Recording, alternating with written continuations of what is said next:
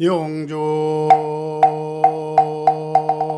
천지영계 아심정만사의 아심통 선지와 동일제하야 천지동심 천지영계 아심정만사의 아심통 선지와 동일제하야 천지동심정 천지용기 아심 만사의 아심통 천지와 동일제하야 천지동심정 천지영계 아심정 만사의 아심 천지와 동일제하야 천지동심정 천지용계 아심정 만사의 아심통 천지와 동일 야 천지동심정 천지영계 아심정 만사의 아심통 천지와 동일체하야 천지동심정 천지영계 아심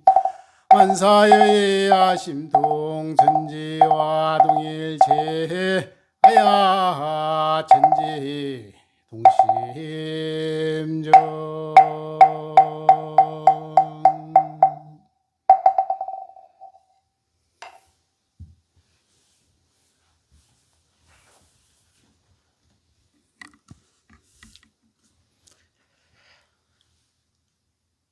법신불 사은이시여 우리 모든 중생에게 태자 대비하옵신 광명과 힘을나리 시와 저희들로 하여금 바로 도덕에 회양하고 정법에 귀하여 우치한 마음을 돌려 지혜의 마음을 얻게 하옵시고 사납고 악한 마음을 돌려 자비의 마음을 얻게 하옵시며 삿되고 거짓된 마음을 돌려 바르고 참된 마음 얻게 하옵시고 시기하고 원망하는 마음을 돌려 사랑하고 감사하는 마음을 얻게 하옵시며 탐내고 욕심내는 마음을 돌려 청렴하고 공정한 마음을 얻게 하옵시고 서로 싸우고 해하는 마음을 돌려 서로 화하고 두호하는 마음을 얻게 하옵시와 죄업의 근성이 청정하여지옵고 해보고 물로가 열리게 되오며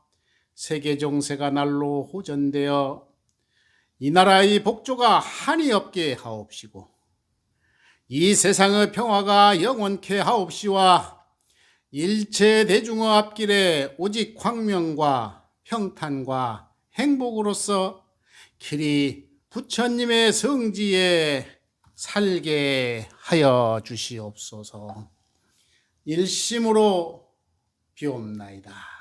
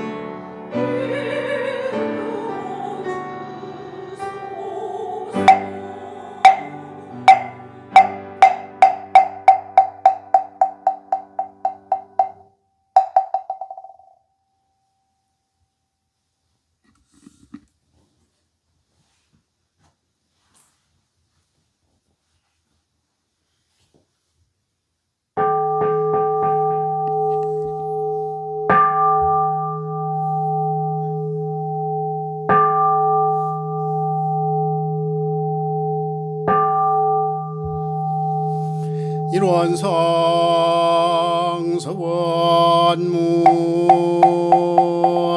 이루는 언어도 단어 입증 영무조르 생사문인 제부모동 보범열애보는이요 제불조사 범보중생의 성품으로 능이성유상하이 능이성모상하야 유상으로 보면 상주불멸로 여자연하야 무량세계 개하였고 무상으로 보면 우주야 성주계 공범원 무르 생로병사 생의 심신작용을 따라 육도로 변화를 시켜 혹은 진급으로 근강급을 혹은 생어예로 혹은 생어은으로 이와 같이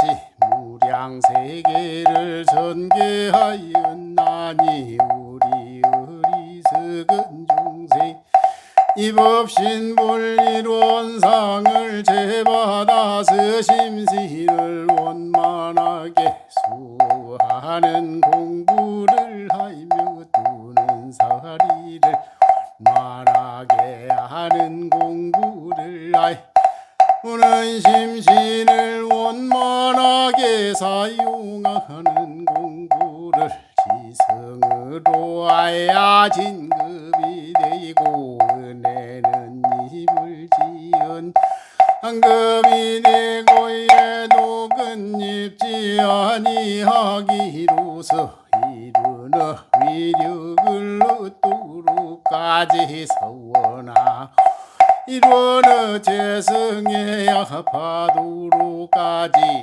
서원하.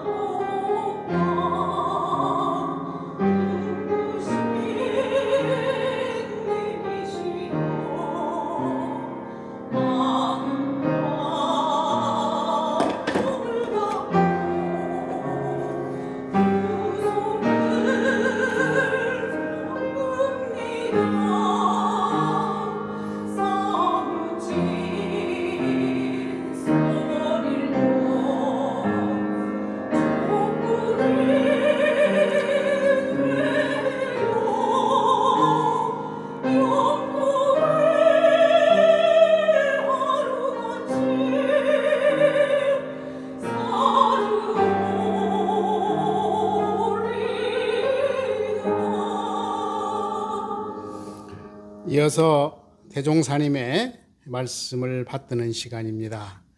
오늘 받으실 대종사님 말씀 불지품 13장입니다. 교전은 273쪽입니다. 교전 273쪽 불지품 13장 받들도록 하겠습니다. 13. 대종사 말씀하시기를 천지에 아무리 무궁한 이치가 있고 위력이 있다 할지라도 사람이 그 돌을 보다가 쓰지 아니하면 천지는 한 빈 껍질에 불과할 것이니라. 늘 사람이 그 돌을 보다가 각자의 도구같이 쓰게 되므로 사람은 천지의 주인이요 만물의 영장이라 하나니라. 사람이 천지에 할 일을 다 못하고 천지가 또한 사람의 할 일을 다 못한다 할지라도 천지는 사리간에 사람에게 이용되므로 천조의 대소유무를 원만히 깨달아서 천도를 뜻대로 잡아 쓰는 불보살들은 곧 삼계의 대권을 행사함이니 미래에는 천권보다 인권을 더 존중할 것이며 불보살들의 크신 권능을 만인이 다 같이 숭배하리라. 여기까지 받들도록 합니다.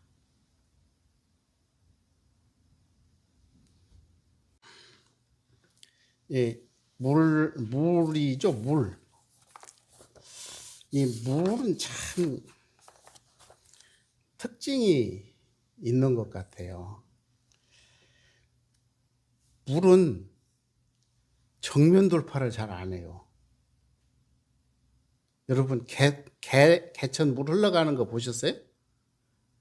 야는 낮은 곳으로만 흘러가요. 그리고 가다가 어떤 물건을 딱 마주치면 어떻게 되죠? 돌아가요. 지가 넘어갈 수 없으면 언제까지 기다리냐면 물이 찰 때까지 기다려. 그래서 넘어가요. 아마 우리가 인간이 살아가면서 이 물의 덕을 보면 위기를 극복하는 가장 현명한 길을 누가 제시해 주는가 그러면 이 물이 제시해 주는 것 같아요. 그래서 아까 말씀드렸다시피 우리의 삶은 끊임없이 도전과 거기에 대한 또 다른 어떤 대안 논리를 제시해 주는데 과연 어떻게 대안을 제시해 줄까 하면 저는 이 물을 생각하면 거기에 답이 있다고 생각해요. 그런데 이 세상에서 제일로 부드럽기로 말하면 물보다 부드러운 게 없어요. 그렇죠? 그런데 한번 보세요. 돌을 자를 때 보면 뭘로 자르는지 아세요? 물을 고압으로 쏘아서 자르더라고요. 그러니까 우리가 보기에는 유학이 칸이 없는데 힘을 발휘할 때 보면 태산도 무너뜨리는 게 뭐냐면 물이에요, 물. 그래서 우리가 위기를 살아가는 우리들에게 과연 어떻게 위기를 극복할까? 또 다른 말로 표현하면 위기는 뭐다? 기회다. 이렇게 이야기를 합니다. 여기에 동의하신지 모르겠어요. 나는 아니라고 생각할 수도 있지만 하여튼 한번 보겠습니다. 지난 시간에 제가 무슨 말씀을 올렸냐면 꿈이라고 하는 것은 꿈꾸는 사람의 몫이다. 그렇게 말씀을 드렸죠. 꿈꾸지 않는 사람은요 절대 그 꿈이 이루어지지 않습니다. 그래서 작은 꿈을 꾸면 작은 꿈이 이루어지고 큰 꿈을 꾸면 큰 꿈이 이루어져. 그런데 부처님이 봐서 이 꿈은 지금 이루어져야 되겠다 하는 건 바로 이루어지게 도와주시죠. 그런데 어떤 꿈은 시간이 필요한 꿈이 있어요. 그거는 언제 이루어지냐면 또는 영생을 통해서 이루어지기도 하거든요. 그래서 이 꿈이라고 하는 것은 내가 꾸는 것이고 내가 공은 들이지만 결국은 이 실이라고 하는 것은 부처님이 보면 평가가 난다라는 거예요. 그래서 이 사람은 지금 꿈을 이루어지면 참 좋겠다 하면 아마도 그때 꿈을 이루어 주시는 것 같아요. 맨 밑에 뭐라고 그랬냐면 농사의 수확을 바라는 것, 농사를 짓지 아니하는 이가 여기 있죠.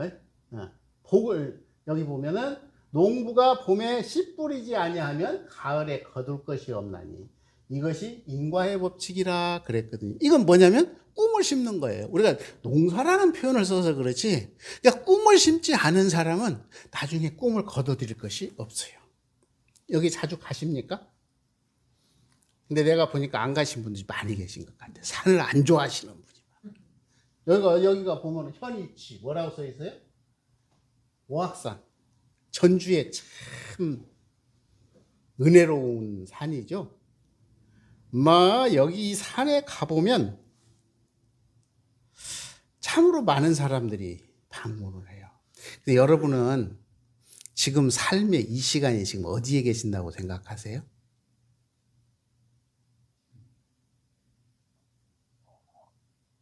지금 이 시간이 이 산으로 비유하면 여기 있을까요? 여기 주차장에? 아니면 지금 올라가고 있어요? 아니면 어디 가고, 대원사 가고 있어요? 여기 대원사? 여기?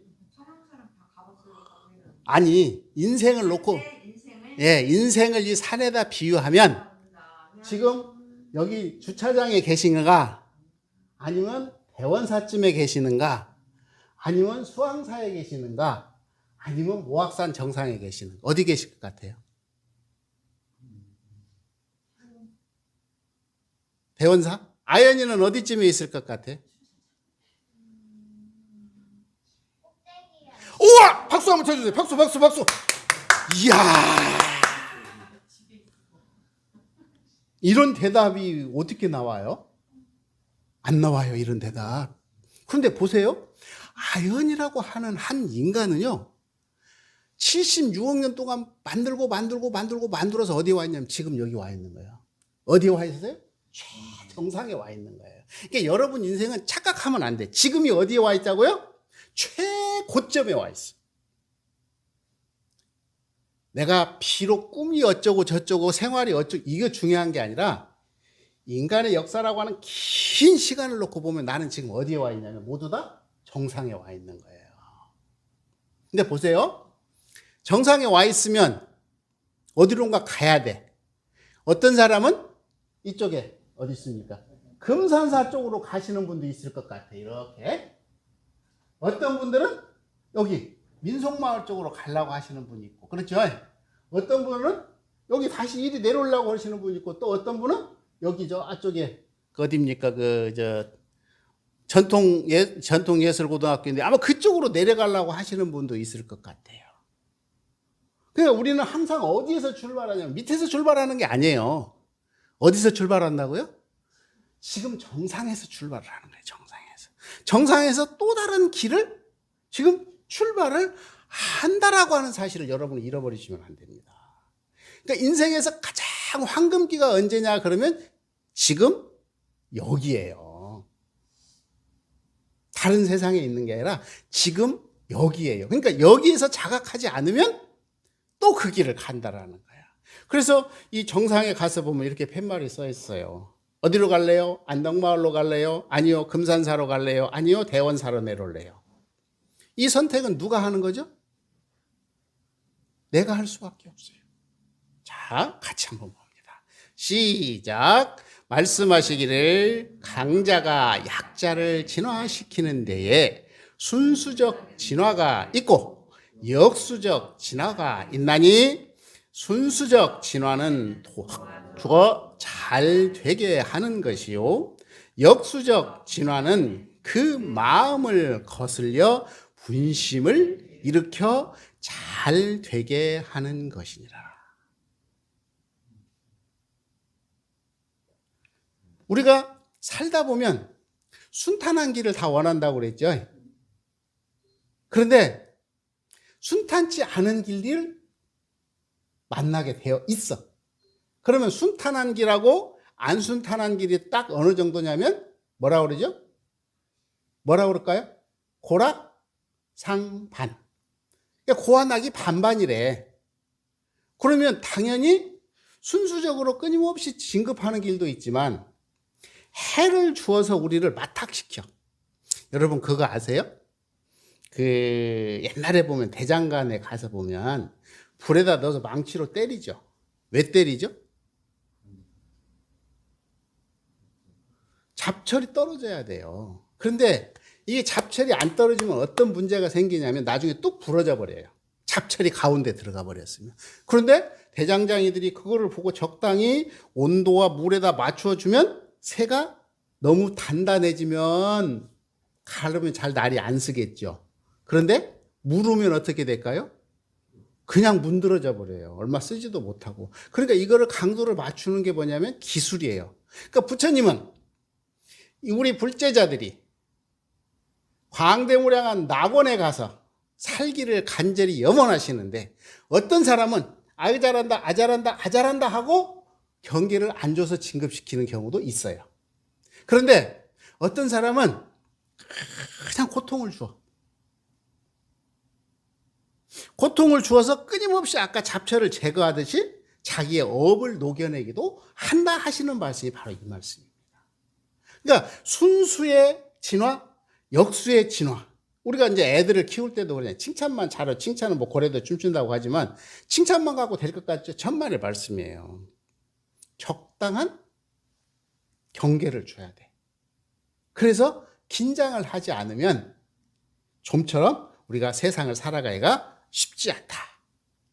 언택트 많이 들어보셨죠? 혼란스러운 단어입니다. 이게 참 코로나가 만들어낸 신조어예요. 신조어. 언택트라는 건 단어를 찾아보시면요 없어요. 영어 사전에 안 나와요. 제가 그래서 찾아봤더니 뭐라고 나오냐면 언택트 그랬더니 실속을 차리지 않다. 온택트 그랬더니 존재하다. 이렇게 나와요. 그러니까 이 온택트나 언택트라는 거는 과거에 없었어, 이런 단어가. 근데 언제 생겨난 거라고요? 코로나 이후에. 그러니까 우리가 코로나 이후에서 언택트라고 하는 것은 이렇게 접촉하지 않는다라는 말이에요. 온택트라는 거는 뭐냐면 접촉한다라는 거거든요. 그럼 이 원어는 어디냐면 컨택트예요. 서로 연결되어 있다. 그러니까 옛날에는 어떻게 됐었냐면 전부 다 마주보고 살았는데 지금은 그게 안 된대요. 그래서 뭐라고 그러냐면 언택트 시대냐 온택트 시대냐, 비대면과 대면 시대로 바뀌어 버렸어요. 그렇죠. 근데 이게 굉장히 빨라, 속도가. 그래서 이 결론부터 이야기하면 그 서울대 교수님은 뭐라고 하냐면 앞으로 시대를 카우보이 히어로라 이렇게 표현해요. 카우보이 히어로는 뭐냐면 길들여지지 않는 소를 휘어잡는 사람이 영웅이 된다라는 거예요. 그러니까 미래 세계는 어디로 튈지를 모른대요. 어디로 튈지를 아무도 모르. 그러니까 우리가 2월 달에 코로나하고 11월 달에 코로나의 차이점이 뭔지 아세요? 여익교도님 그 둘 차이가 뭔지 아시겠어요? 2월 달의 코로나는 이것이 지나가면 옛날로 돌아간다였대요. 근데 11월의 코로나는 코로나가 가셔도 세상은 다시 원위치 되지 않는데요. 이것이 아주 대표적인 특징이라는 겁니다. 그래서 이 전자장비를 이어나가지 않으면 앞으로는 살기가 어려워. 그래서 가장 핵심되는 부분이 뭐냐 그랬더니 휴먼 터치래요. 이 휴먼 터치가 뭐냐면 인간이 정이 그리워지는 시대가 곧 온답니다. 왜냐하면 비대면이 너무 많고 온라인을 통해서 여러분 지금 장보러 가시는 것보다 온라인으로 선택하는 게 아마 더 많아지고 있죠. 옛날에는 저 마트에 가서 물건 확인하고 신청하고 그랬는데 요즘은 그렇게도 안 해요. 그러면 앞으로 사람을 만날 일이 갈수록 없어진다는 이야기죠. 그러다 보니까 어떻게 되냐? 앞으로는 휴먼 터치라고 그랬어요. 인간의 정을 엄청나게 그리워할 거라는 것이죠. 그래서 미래에 대한 세상은 과연 어떤 게 맞을까? 이런 부분들은 우리들이 끊임없이 고민할 수밖에 없어. 그래서 오죽하면 카우보이 히어로라고 하는 용어를 썼을까? 저는 그런 생각을 해봅니다. 근데 이제 제가 이렇게 저는 이제 뭐 점을 보거나 그러지는 않는데 유튜버를 안 보는 사람이 요즘은 없잖아요. 다 유튜버로 지식도 해. 제가 연초에 법회를 보면서 올해가 무슨 해죠? 올해가 무슨 띠예요? 쥐띠. 내가 그래서 법회 때 막 그 말씀, 엄마나 큰일 나버렸다. 올해 겁나게 속 시끄럽게 생겼네. 제가 그런 말씀을 드렸거든요. 쥐를 이렇게 상상해 보셨어요? 진짜 속 시끄러운 동물 중에 아주 머리도 좋지만 속 시끄러운 동물 중에 하나예요. 그 내년에는 무슨 띠입니까? 소띠요, 소띠. 소띠는 인간하고 가장 가깝습니다. 그렇죠? 소띠는 인간하고 가깝고요. 인간에게 엄청난 충성을 하는 동물이에요. 그래서 옛날에도 보면 이 소는 집안에 같이 살았어, 사람하고. 그래서 저는 거기에 굉장히 희망을 겁니다. 그게 언제부터냐면 내년 몇 월 달이에요? 2월, 설날이 2월 15일인가 그러거든요. 그러면 저는 대세가 반전이 올 거라. 그런데 요즘 보세요. 어제 오늘 사이에 백신 문제가 많이 등장을 하기 시작하잖아요. 이 소라고 하는 것은 인간하고 아주 가까워. 이로운 동물이에요. 그런데 이 백신이라고 하는 게 어디서 유래됐던가 그랬더니 소에서 유래됐대요. 그래서 백신의 원조라고 하는 것은 여기 보면 바카라고 써있죠, 여기? 바카. VACCA. 같잖아요. 백신은 어디서부터 유래가 됐는가 그랬더니 소에서부터 유래가 됐대요. 얼마나 희망적입니까? 그 희망적인 게 어디로 오냐면 우리들 곁으로 온다라고 하는 거예요. 지금 이번 11월 달에 지금 막 300명을 넘어서고 그러니까 굉장히 제가 봐도 우리나라 사람들이 긴장을 해서 관리를 참 잘했는데 이제 해볼만 하다고 생각했던 것 같아요. 그래서 이제 보면 사람들이 유동이 엄청나게 많아졌고 접촉도 많아졌거든요. 그러니까 또 한 번 위기를 주는데 어쨌든 이 코로나 문제는 백신이 없이는 해결이 안 된다 그랬거든요. 이게 천하 없는 장사가 와도 안 된대요. 백신을 개발해서 백신을 통하지 않으면 방법이 없어서 무섭다고 이야기를 했다고 그러거든요. 그래서 저는 아까 말씀드렸지만 내년이 소띠해에다가 2월 달 그러면 그냥 꿈을 꾸어 봅니다. 아, 내년 2월 달이 되면 상당히 코로나의 전파나 이런 불안이 굉장히 상쇄될 꼭지점이 되지 않을까? 이런 기대를 해봐요. 어째 이렇게 기대해도 괜찮을까요? 그럴 것 같습니까? 아, 이렇게 희망을 갖고 살아야 된다니까요. 그래서 바로 위기가 기회가 된다라는 겁니다. 같이 한번 봉독해 보시겠습니다. 대종사 안빈낙도의 뜻을 설명하시기를 무릇 가란이라 하는 것은 무엇이나 부족한 것을 이름이니 얼굴이 부족하면 얼굴 가난이요 학식이 부족하면 학식 가난이요 재산이 부족하면 재산 가난인 바 안분을 하라 함은 곧 어떠한 방면으로든지 나의 분수에 편안하라는 말이니 한편 미래의 회복을 준비하라는 것으로 낙을 삼으라는 것이니라. 여기까지 보겠습니다. 해종사님 뭐라고 그랬어요? 한탄하고 살으래요? 한탄하지 말래요? 한탄하고 살으래요? 아유, 이렇게 말씀해 주셨더니까 과거는 이미 지나가 버렸대요. 근데 지금 보세요. 얼굴 못생긴 사람을 우리는 뭐라 그러냐면 얼굴 가난이래요. 대종사님 너무 직설적이시잖아요. 예? 돈이 없는 사람은 뭐라 그러냐면 가난하대요. 근데 이거는 무슨 업이냐면 전생의 업이래요. 여기에 한탄하지 말래. 그리고 뭘 하라고요? 뭘 준비하라고? 아, 미래의 회복을 준비하라고. 내가 이래서 이랬구나. 그러면 내가 지금부터 준비할 거는 뭐라고요? 미래를 준비하래요. 여러분 미래 준비하고 계시죠? 미래 준비하셔야 됩니다. 나는요 세상의 중심이에요. 나는 뭐라고요? 세상의 중심입니다. 잘 보세요. 불교가 지금까지 계속 논쟁을 했던 게 뭐냐면 여기 뭐라고 써 있어요? 소승. 여기 뭐라고 써 있어요? 대승. 그랬죠? 소승은 스님이 혼자 끌고 가죠. 이걸 다른 말로 표현하면 뭐냐면 소승은 세상을 떠나라. 이 세상을 인정 안 해요. 왜냐하면 이 세상은 무슨 세상이냐면 고의 세상이야. 무슨 말씀인지 아시겠죠? 그래서 소승불교의 특징은 뭐냐면 이 세상은 고통의 세상이니까 이 세상을 어떻게 하라? 떠나라. 이걸 뭐라고 표현했냐면 해탈이다 그랬어요. 그런데 여기는 대승에 와서는 수레가 수레 속에 다 태워갖고 가죠. 이걸 뭐냐면 보살이라고 그래요. 뭐라고요? 보살이라고 그래요. 그래서 소승과 대승은 엄격하게 차이가 납니다. 엄격하게 차이가 나요. 그런데 우리들이 아까 딱 놓고 봤는데 대승이라는 게 무슨 의미냐 그러면 우리 명익교도님이 계시잖아요. 명익교도님을 불보살 만들기 위해서 이 주변에 모든 사람이 모였다고 보는 거예요. 누구를 위해서?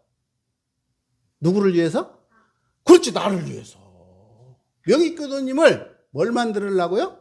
불보살 만들려고 모였다고 보는 게 무슨 사상이냐면 대승사상이에요. 그러니까 끊임없이 명익교도님에게 응화신부를 보냈어, 부처님을. 그런데 우리 명익교도님 업력이 세면 알아볼까요? 못 알아볼까요? 못 알아봐. 왔는지를 몰라. 자녀를 주었어. 너무 행복했죠. 너무 키울 때 행복했잖아요. 그런데 키우다 보니까 화가 날 때도 있고 원망이 날 때도 있어요. 이걸 다 뭐 시키는 거냐면 공부 삼으라는 게 뭐냐면 대승불교예요. 이 부처님을 보내서 나를 끊임없이 시험을 하신 거예요. 왜 시험을 했냐면 진급을 시키려고. 이게 대승불교의 특징입니다. 그러니까 여기에 앉아 계신 모든 교도님들은 세상의 중심이 될 수밖에 없다라는 거예요. 이 이치를 우리가 명확히 알면 이 세상이 감사의 세상이 되는데, 아니면 저 왼수가 나를 괴롭히려고 왔다고 생각하면 환장할 노릇이라고 우리가 표현을 합니다. 그래서 세상에 이러한 모습으로 끊임없이. 그래서 대종사님은 말씀을 하셨죠. 봄바람은 사과 없이 평등하게 불어주지만은 산나무라야.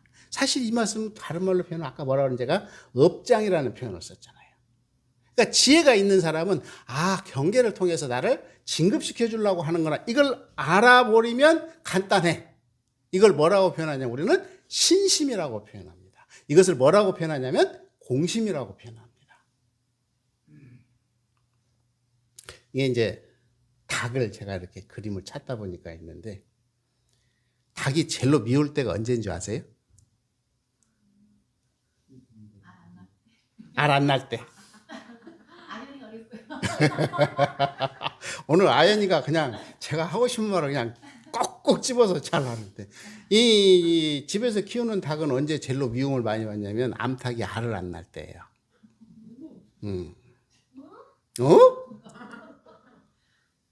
그런데 암탉이 알을 안 낳는 이유는 뭐냐면 우리는 퇴계닭이라고 그러잖아요.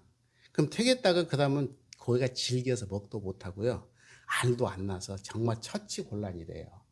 그런데 이 퇴계닭을 살리는 방법이 있답니다. 먹이를 안 줘버린대요. 먹이를 안 주면 이 닭은 먹고 살아야 되잖아요. 살아야 되니까 엄청나게 활동을 한답니다. 엄청나게 활동을 하면서 있는 거 없는 거를 다 찾아 먹는데 이게 참 묘하대요. 근데 왜 퇴계닭이 되냐 그랬더니 아주 규칙적으로 먹을 걸 주고 먹을 게 풍부하면 퇴계닭이 되는데 나이를 먹었다는 거잖아요. 근데 이거를 딱 골라 따로 빼내가지고 먹이를 안 줘버린대요. 한 석 달만 지나면요 꽁지가 싹 빠져버린답니다. 그러고 나서 꽁지가 빠지고 난 뒤에 새 털이 난대요. 그러면 새 털이 나면서 옛날에 그 잘 나을 정도의 수준은 아닌데 그래도 예전보다는 알을 훨씬 잘 난다고 목사님이 말씀을 해주셔서 제가 기억을 아주 뚜렷하게 합니다. 제가 왜 이 말씀을 드리냐면 여러분 법회라는 게 뭐예요? 우리가 이 법회의 의미를 좀 잘 살펴보면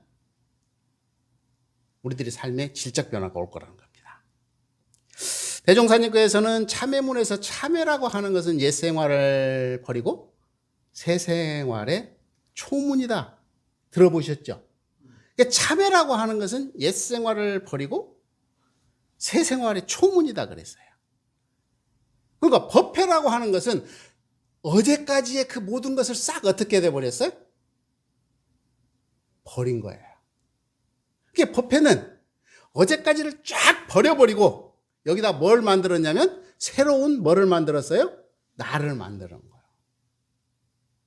그러니까 거울도 깨끗이 닦고 그릇도 새로 만들고 부대도 새로 만들었으면 항상 새로운 마음이 나는 거죠. 그래서 법회라고 하는 것은 거듭남의 시작인 거예요.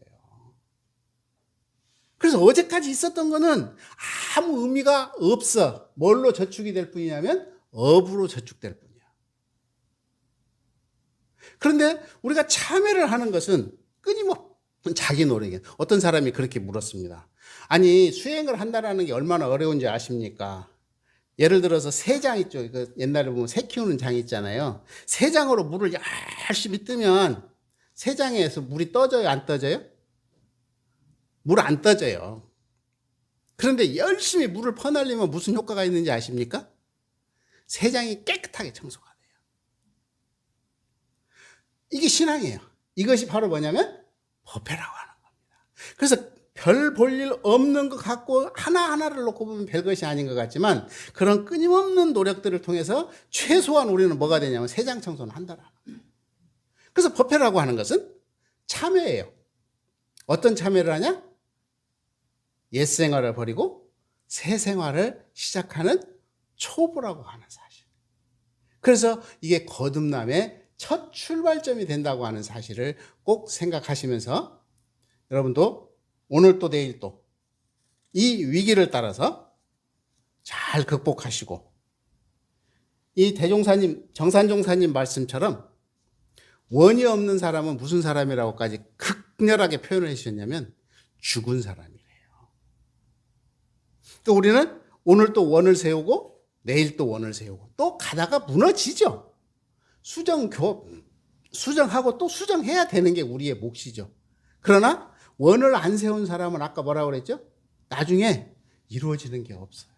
그래서 우리들 삶 속에서 늘 원을 세우고 이 원을 통해서 나날이 진급하는 복된 시간 되시기를 염원합니다. 감사합니다.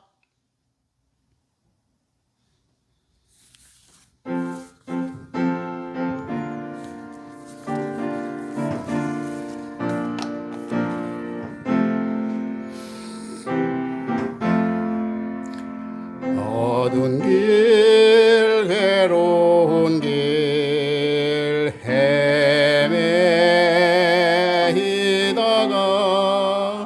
즐거이 법문에 들었나이다. 이 몸이 보살되고 부처되도록 나아갈 뿐 물러서지 말게 하소서. 이 몸이 보살되고 부처되도록 나아갈 뿐 물러서지 말게 하소서. 일상 수행의 요법입니다. 일상 수행의 요법 1. 심지는 원래 요란함이었건만은 경계를 따라 있어지나니 그 요란함을 없게 하는 것으로서 자성의 정을 세우자. 이 심지는 원래 어리석음이었건만은 경계를 따라 있어지나니 그 어리석음을 없게 하는 것으로서 자성의 해를 세우자. 3. 심지는 원래 걸음이었건만은 경계를 따라 있어지나니 그 걸음을 없게 하는 것으로서 자성의 계를 세우자. 4.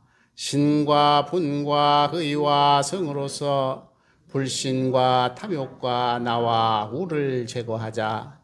5. 원망 생활을 감사 생활로 돌리자. 6. 타력 생활을 차력 생활로 돌리자. 7. 배울 줄 모르는 사람을 잘 배우는 사람으로 돌리자. 8. 가르칠 줄 모르는 사람을 잘 가르치는 사람으로 돌리자. 9. 공익심 있는 사람으로 돌리자. 광고 말씀 올릴게요. 뒷면에 공지사항을 참고하시고 저희가 12월 1일이 명절 대제잖아요. 근데 중간에 끼어서 저희가 다음 주 일요일 날 명절 대제를 이렇게 올리도록 하겠습니다. 그래서 12월 1일 이전에 11월 29일에 명절 대제를 모시고, 그리고 이제 12월 달이 되면 행사를 제가 많이 잡아놨는데 이제 어쩔지 모르겠어요. 근데 이제 저희는 2단계까지는 이 법당이 운영하는데 전혀 지장은 없는데 더 진행이 되면 좀 그때는 상황에 맞춰서 갈 수밖에 없는 것 같아서 일단은 진행하는 것으로 이렇게 공고 말씀을 드립니다. 그리고 오늘 법회 끝난 후에 시간이 되시고 인연이 되시는 분은 전도제 함께 해주시면 대단히 감사하겠습니다. 이상으로 오늘 11월 22일 정례법회 마칩니다. 마음 공부합시다.